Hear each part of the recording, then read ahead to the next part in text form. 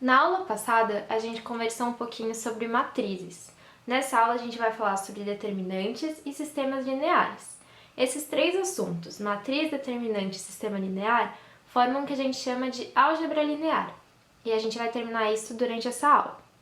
A determinante nada mais é do que quando a gente associa um valor numérico a uma matriz. Por exemplo, aqui eu escrevi em vermelho a letra X maiúscula. Lembrando da aula passada, quando a gente representa uma matriz, a gente representa com uma letra maiúscula. Então, escrevendo dessa forma, eu quero encontrar determinante de uma matriz X. A gente vai aprender a achar o determinante de uma matriz quadrada. Então, a gente precisa se lembrar do que é uma matriz quadrada.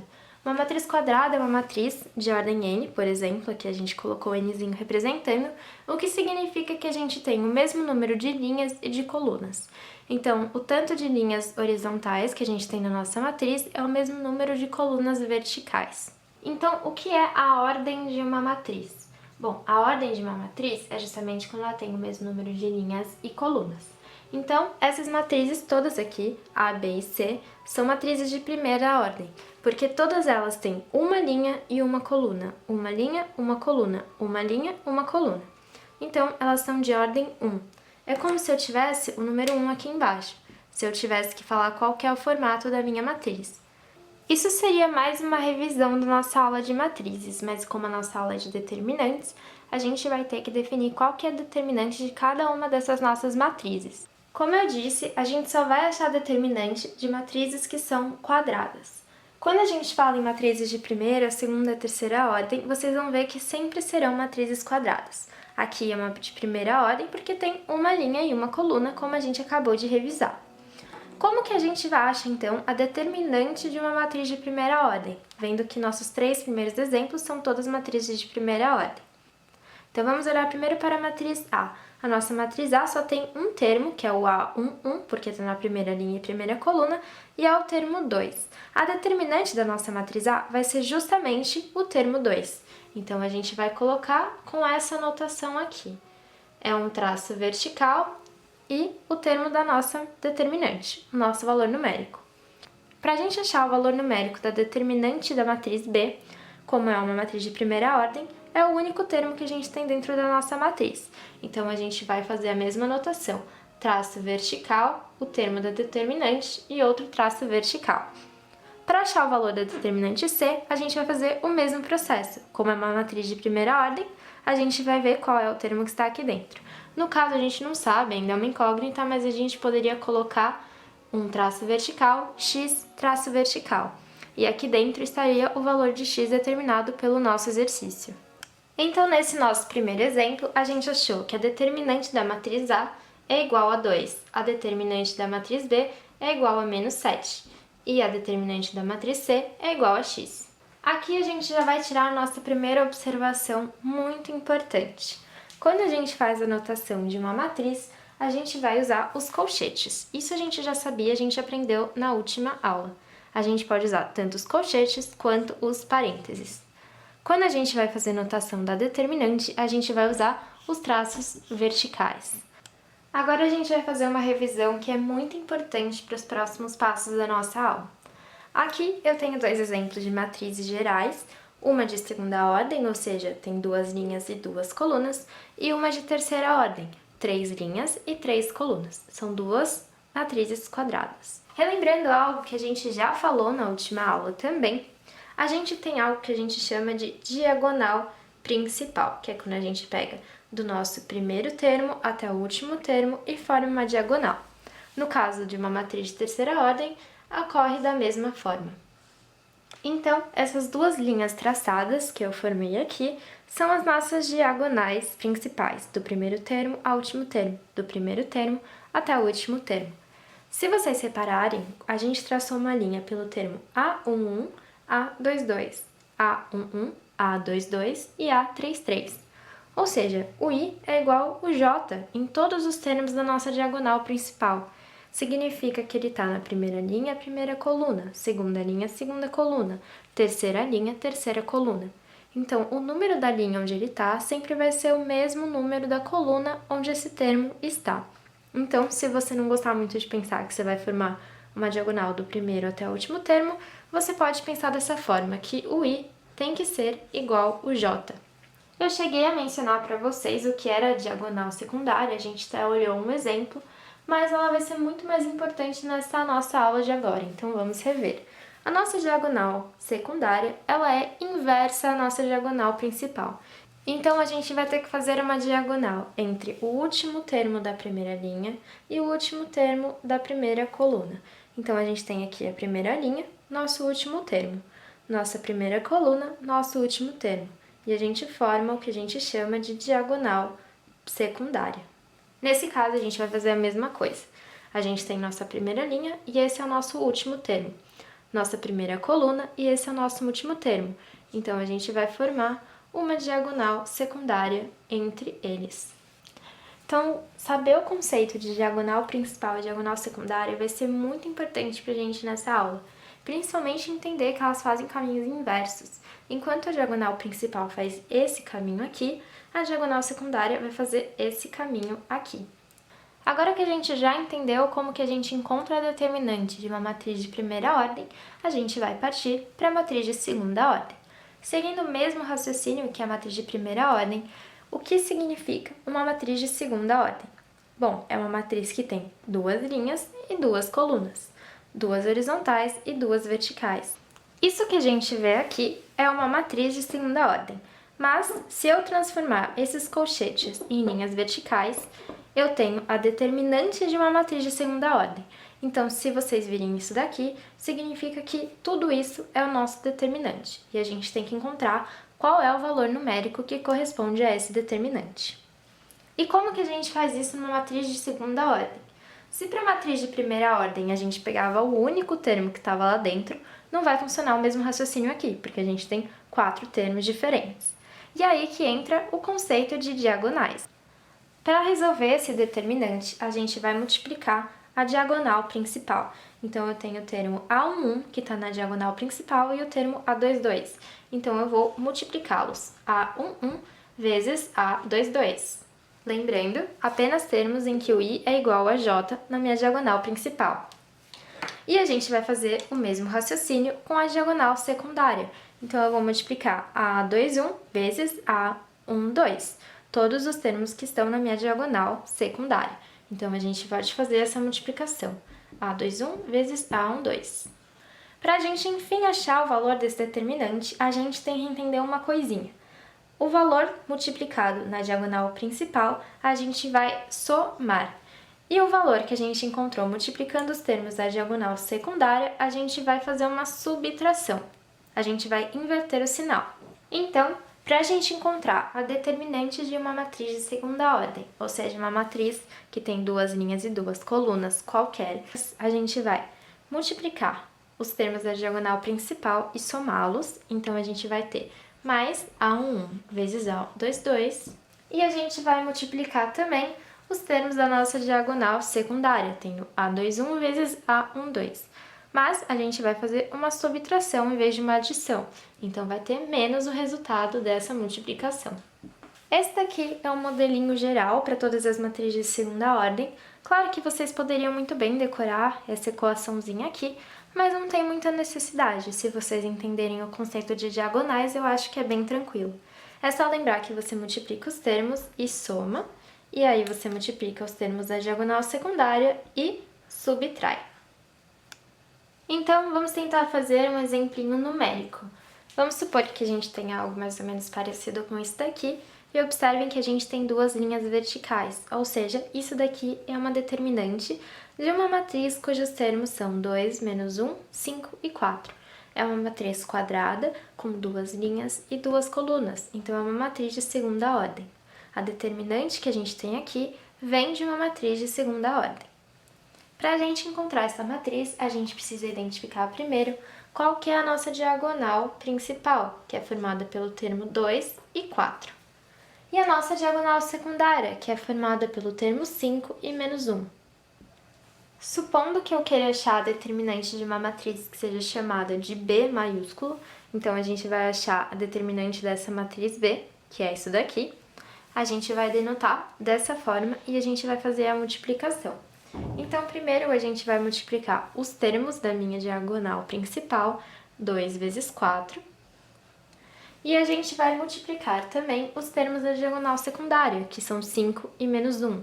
Então, a gente vai fazer a multiplicação de 5 vezes menos 1. Lembrando que a gente vai somar o resultado dessa multiplicação e a gente vai subtrair o resultado dessa multiplicação aqui. Tem que lembrar que são sinais inversos. E agora é só resolver essa continha. 2 vezes o 4 é igual a 8. Como a gente está somando, a gente mantém o valor positivo. Menos, porque a gente tem uma subtração, 5 vezes menos 1. 5 vezes menos 1 é igual a menos 5. Então, a gente tem que colocar esse valor dentro de um parênteses.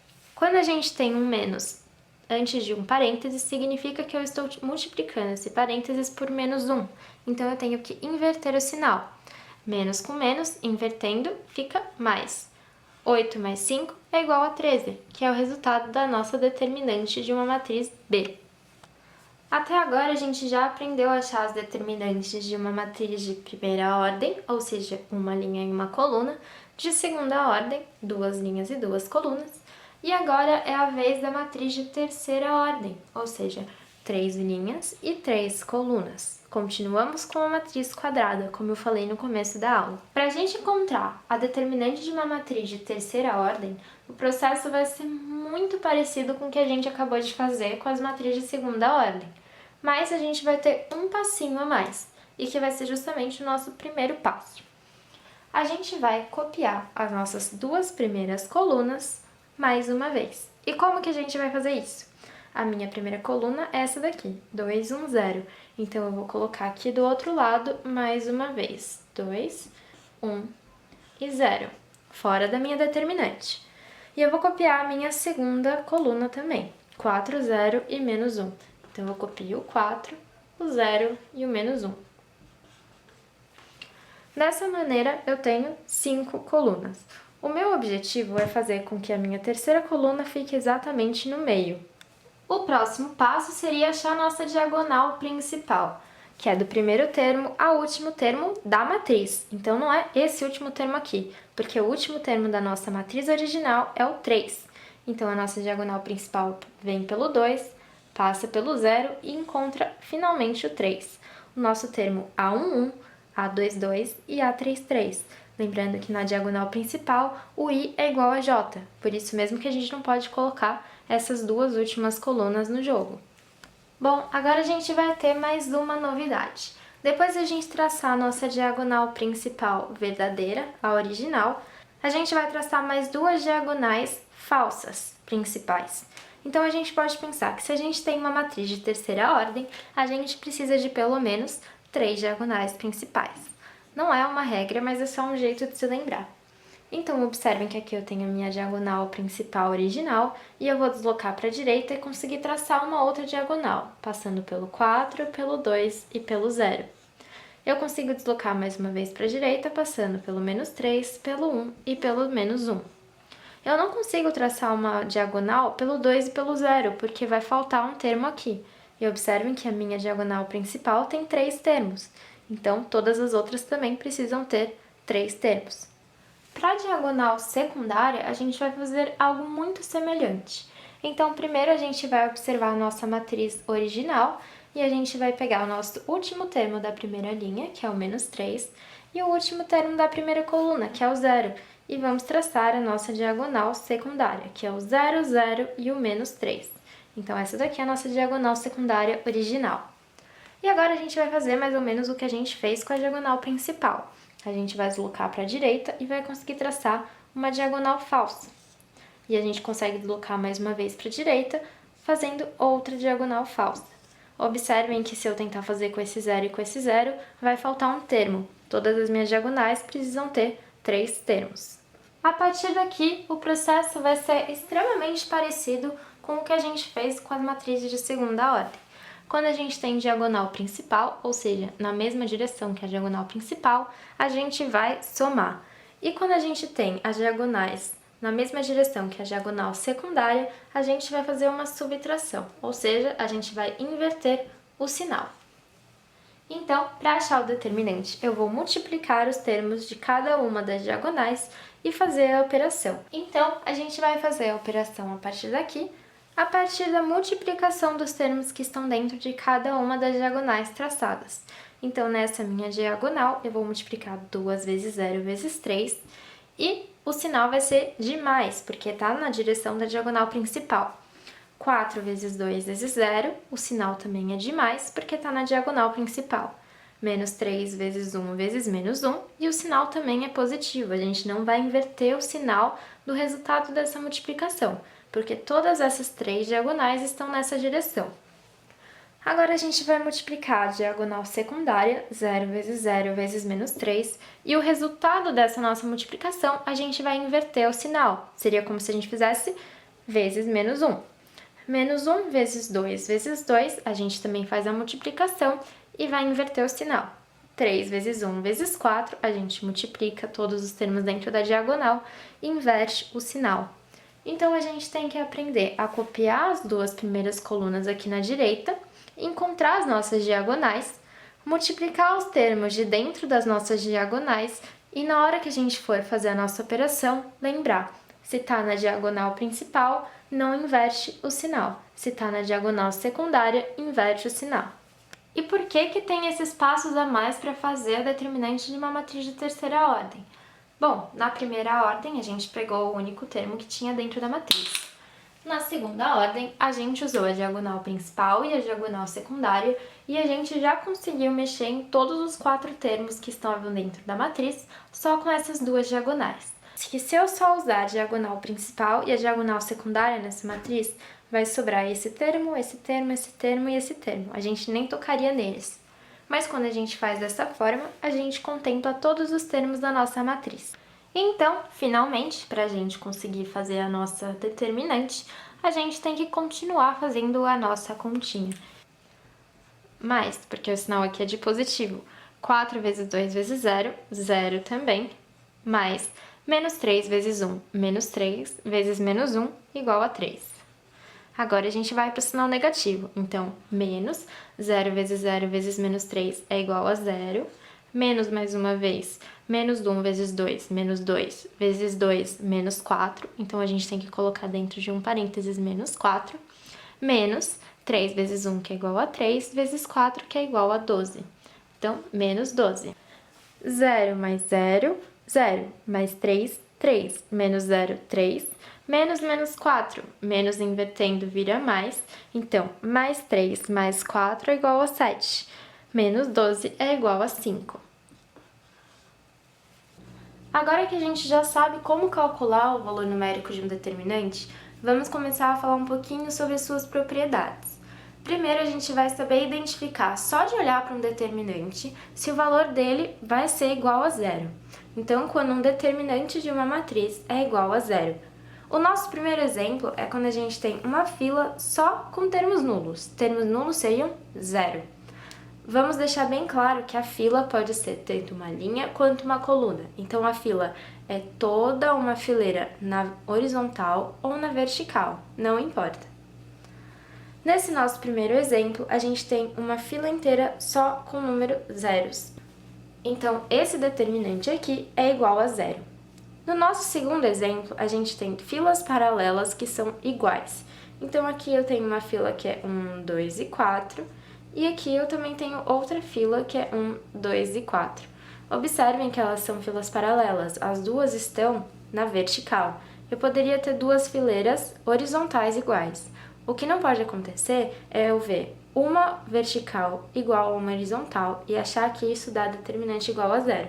A propriedade fala que as filas têm que ser paralelas.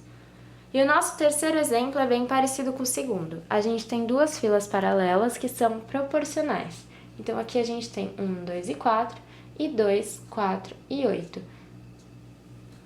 Observem que elas não são filas iguais, mas do 1 para o 2 eu multipliquei duas vezes. Do 2 para o 4 eu multipliquei duas vezes. E do 4 para o 8 eu também multipliquei duas vezes. Caracterizando então uma proporção entre essa fileira e essa fileira. Portanto, a gente sabe que nesses três exemplos o determinante vai ser zero. E isso sem nenhum cálculo. Essa propriedade vale para qualquer matriz quadrada. Essa propriedade é mais importante para a gente nesse momento porque a gente vai usar na nossa parte 3 da aula. Mas tem algumas outras propriedades que é bom a gente conversar um pouquinho sobre também. Elas não são tão importantes, mas é bom que vocês tenham visto pelo menos uma vez. Quando a gente tem a determinante de uma matriz A, a determinante da sua matriz transposta vai ser exatamente igual. Então, a determinante da matriz A é igual à determinante da matriz A transposta, porque você só inverteu as linhas com as colunas, então isso não altera o valor numérico. Se você trocar as posições de duas filas paralelas de uma matriz, a gente tem que mudar o sinal do determinante. Então, se o determinante era positivo, vira negativo. Se era negativo, vira positivo. Se você alterar duas vezes as filas, isso significa que volta para o sinal original, porque você inverteu duas vezes. Quando você multiplica os elementos de uma fila dessa matriz ou desse determinante por um número real, então, por exemplo, por um número x ou um número n, você também precisa multiplicar o determinante por esse número. Então, se você multiplicou um número real por uma das fileiras da nossa matriz ou do nosso determinante, o valor numérico do determinante também tem que ser multiplicado por esse mesmo número x ou n.